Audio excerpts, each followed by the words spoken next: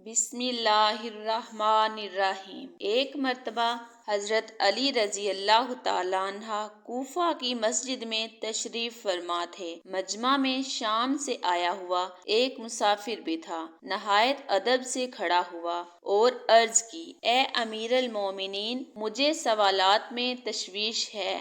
میں آج یہاں آپ کی موجودگی کا سن کر آپ سے چند سوالوں کے بارے میں جاننے کے لیے آیا ہوں۔ میں آپ سے ان کے متعلق درست معلومات چاہتا ہوں۔ آپ رضی اللہ تعالیٰ عنہ نے جواب دیا، اگر تم سوالات پوچھنا چاہتے ہو تو پوچھو، اگر ضد بازی یا بحث کا ارادہ رکھتے ہو تو محفل کے آداب کو دیکھو اور خاموشی سے بیٹھ جاؤ۔ یہ مکالمہ سن کر ہجوم میں لوگ بھی آپ کی جانب متوجہ ہوئے۔ اس شخص نے حضرت علی رضی اللہ تعالیٰ عنہ سے سوالات کا آغاز کیا اور کہا، اے امیر المومنین، مجھے یہ بتائیں کہ تخلیق کائنات میں اللہ نے سب سے پہلے کس کو تخلیق کیا؟ آپ رضی اللہ تعالیٰ عنہ نے، اللہ نے سب سے پہلے نور کو پیدا کیا۔ اس نے سوال کیا، اللہ نے زمین و آسمان اور پہاڑوں کو کس چیز سے بنایا؟ آپ رضی اللہ تعالیٰ عنہ نے فرمایا، اللہ نے آسمانوں کو پانی کے بحیرات سے، زمین کو پانی کی جاگ اور پہاڑوں کو پانی کی موجوں سے بنایا۔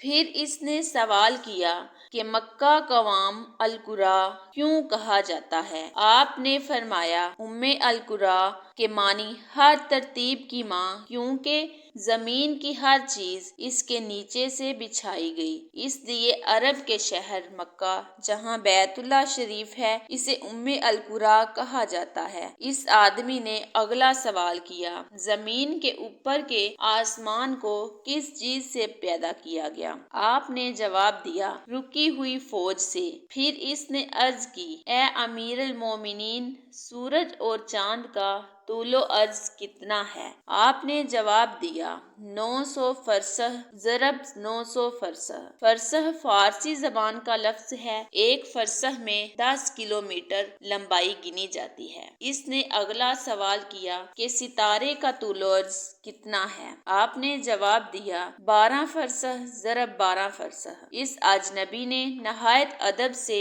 درخواست کی کہ اے امیر المومنین، جیسا کہ قرآن میں 7 آسمانوں کا ذکر آیا، آپ ہمیں ان 7 آسمانوں کے نام اور ان کے رنگ بیان کر دیجئے۔ آپ رضی اللہ تعالیٰ عنہ نے فرمایا، جو آسمان زمین کے اوپر ہے اس کا نام رفیع ہے اور وہ پانی، بحیرات اور دھول سے بنا ہوا ہے۔ دوسرے آسمان کا نام کیزوم ہے اور اس کا رنگ تانبے جیسا ہے۔ تیسرے کا نام مودون ہے اور اس میں ملے جلے رنگ ہیں۔ چوتھے آسمان کا نام ارفلون ہے اور اس کی رنگت چاندنی جیسی ہے۔ پانچویں آسمان کا نام ہیون ہے اور اس کی رنگت سونے جیسی ہے۔ چھٹے آسمان کا نام عروس ہے اور وہ سبز یاقوت کا بنا ہوا ہے۔ ساتویں آسمان کا نام اجمہ ہے اور یہ سفید موتیوں سے بنا ہوا ہے۔ اس آدمی نے اگلا سوال کیا،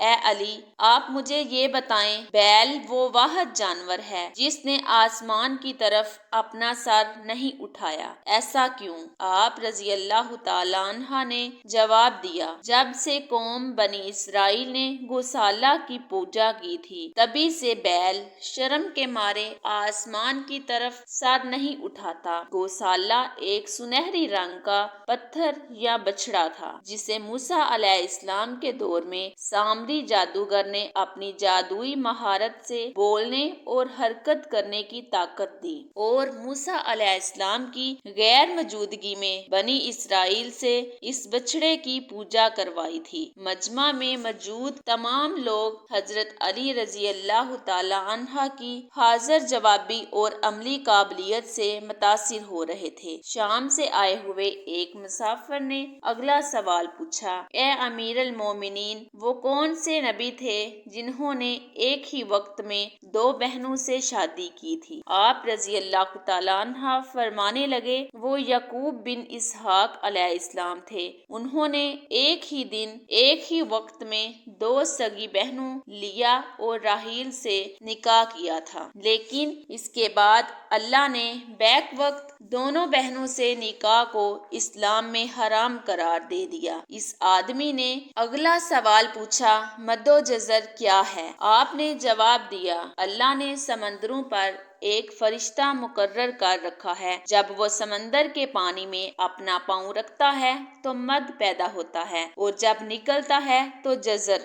مد و جزر سمندر کے پانی کو خود بخود بلند ہونے اور کم ہونے کے عمل کو کہتے ہیں۔ اس آدمی نے اگلا سوال کیا، یہ بتائیں کہ جنات کا باپ کون ہے اور اللہ نے جنات کی طرف کن نبی کو مبعوث کیا تھا؟ حضرت علی رضی اللہ تعالیٰ عنہ نے فرمایا، جنات کے جد اعلیٰ کا نام شمان ہے اور اسے اللہ نے آگ کے شعلے سے پیدا کیا تھا، اور اللہ نے جنات کی طرف ایک نبی کو مبعوث فرمایا تھا جس کا اسم گرامی یوسف تھا، جنہوں نے جنات کو اللہ پاک کی عبادت کی دعوت دی، لیکن انہوں نے اس نبی کا قتل کر دیا۔ اس شخص نے دوبارہ دریافت کیا، ابلیس کا آسمانوں میں کیا نام تھا؟ حضرت علی رضی اللہ تعالیٰ عنہ نے جواب دیا، حارث۔ پھر اس نے پوچھا کہ آدم علیہ السلام کا نام آدم کیوں رکھا گیا اور انہوں نے کتنی عمر پائی؟ آپ رضی اللہ تعالیٰ عنہ نے فرمایا، کیونکہ وہ عدیم ارض یعنی نایاب زمین کی کھال سے بنائے گئے تھے، اس لیے ان کا نام آدم رکھا اور 900 سال عمر پائی۔ اس نے سوال کیا، میراث میں مرد کی 2 جبکہ عورت کا 1 حصہ رکھا گیا ہے، جبکہ اسلام تو مساوات کا حکم دیتا ہے۔ آپ رضی اللہ تعالیٰ عنہ فرمانے لگے، جنت میں حضرت حوا علیہ السلام نے جو خوشہ اٹھایا تھا اس پر گندم کے 3 دانے تھے، انہوں نے خود 1 رکھا جبکہ آدم علیہ السلام کو 2 دیے۔ چونکہ وہ ہمارے جد ہیں اسی لیے اسی نسبت سے وراثت میں مرد کے 2 اور عورت کا 1 حصہ مقرر ہوا۔ اس نے پوچھا، مخدوم کون سے نبی پیدا ہوئے؟ آپ رضی اللہ تعالیٰ عنہ نے فرمایا، اللہ نے آدم علیہ السلام کو ان کے بیٹے شیش علیہ السلام، حضرت ادریس علیہ السلام، سان بن نوح علیہ السلام، حضرت داؤد علیہ السلام، حضرت سلیمان علیہ السلام، حضرت دود علیہ السلام، حضرت اسماعیل علیہ السلام، حضرت موسیٰ علیہ السلام، حضرت عیسیٰ علیہ اور محمد صلی اللہ علیہ وسلم کو مخدوم پیدا فرمایا۔ اس شخص نے دریافت کیا، روئے ارض پر شیر سب سے پہلے کس نبی نے عرض کیے؟ آپ رضی اللہ تعالیٰ عنہ نے جواب دیا، حضرت آدم علیہ السلام نے۔ جب حضرت آدم علیہ السلام زمین پر اتارے گئے اور انہوں نے ہر طرف زمین کی خاک اور وسط اور ہوا کو دیکھا، اور پھر جب شیطان کے وسوسے کی وجہ سے قابیل نے حابیل کو قتل کیا تو آدم علیہ السلام نے شدید غم میں یہ اشعار کہے، جن کا ترجمہ ہے، اور ان کے رہنے والے بدل گئے اور زمین کا چہرہ خراب اور گرد آلود ہو چکا ہے، رنگ و ذائقہ رکھنے والی چیز بدل گئی اور خوبصورت چہرے کی بشاشت مانند پڑ گئی۔ میں اپنے طور و حیات کو باعث غم سمجھتا ہوں، اور کیا زندگی کے خاتمے کی وجہ سے مجھے چین مل سکے گا؟ میں آنسو آخر کیوں نہ بہاؤں؟ حابیل قبر میں دفن ہو چکا اور قابیل نے اپنے بھائی کو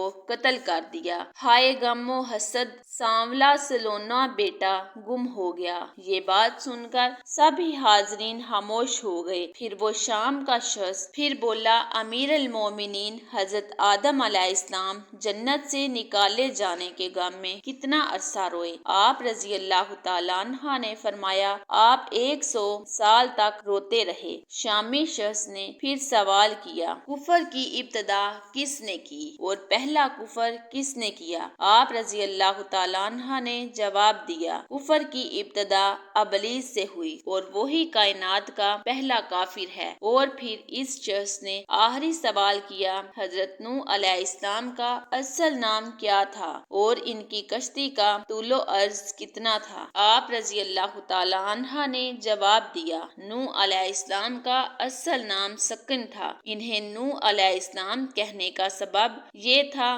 کہ انہوں نے 950 برس تک قوم پر نوحہ کیا تھا۔ ان کی کشتی کا طول 800 ہاتھ اور عرض 500 ہاتھ اور سطح زمین سے اس کی بلندی 80 ہاتھ تھی۔